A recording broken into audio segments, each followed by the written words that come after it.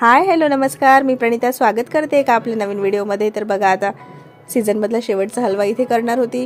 नंतर सीझन व्यतिरिक्त बरेचसे असे चांगले गाजर आपल्याला मिळत नाही, त्यामुळे म्हटलं शेवटचा एकदा हलवा करून घ्यावा। तर बघा, इथे छान 1 किलो गाजर मी आणलेले होते, मस्त स्वच्छ धुवून ते किसून घेतलेले आहे।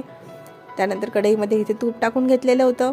त्यानंतर छान असे ते पूर्ण आपला जो किस आहे तो मस्त मिक्स करून घेतला, जेणेकरून सगळं तूप त्याला लागेल। आणि थोडं त्यावर झाकणसुद्धा झाकून ठेवलेलं होतं। तेवढ्याच वेळात माझं दुसरं काम देखील इथे झालेलं आहे आणि छान असं आपले गाजर मऊ पडलेले आहे। तुम्ही बघू शकता, खूप सुंदर आणि छान मिक्स झालेलं आहे। सतत आपण हलवत राहिलं की आपला वेळही जातो। आता इथे माझ्याकडे ही जे आहे तो गुलाबजामुनची चाचणी उरलेली होती। तर आता याचं करायचं काय म्हणून मग मी याचा उपयोग इथे करून घेतलेला आहे। त्यामुळे साखर वगैरे टाकायची अशी काही गरज पडली नाही। त्यामध्येच खूप छान असा टेस्टी आपला गाजराचा हलवा झालेला आहे। त्यानंतर ड्रायफ्रूट्स होते, ते सुद्धा इथे मी बारीक करून घेतले।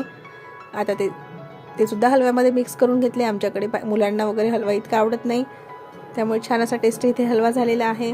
तर कशी वाटली रेसिपी कमेंटमध्ये सांगा। आवडल्यास व्हिडिओला लाईक करा, शेअर करा। बाय।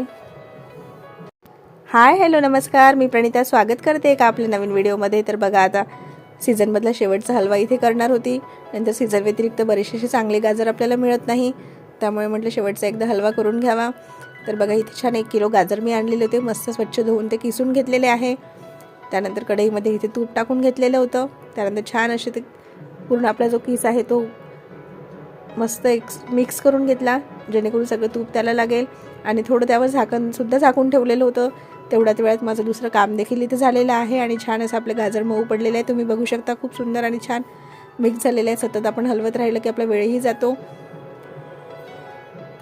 आता इथे माझ्याकडे ही जे आहे तो गुलाबजामुनची चाचणी उरलेली होती। तर आता याचं करायचं काय म्हणून मग मी याचा उपयोग इथे करून घेतलेला आहे। त्यामुळे साखर वगैरे टाकायची अशी काही गरज पडली नाही। त्यामध्येच खूप छान असा टेस्टी आपला गाजराचा हलवा झालेला आहे। त्यानंतर ड्रायफ्रूट्स होते, ते सुद्धा इथे मी बारीक करून घेतले। आता ते सुद्धा हलव्यामध्ये मिक्स करून घेतले। आमच्याकडे मुलांना वगैरे हलवा इतका आवडत नाही, त्यामुळे छान असा टेस्टी इथे हलवा झालेला आहे।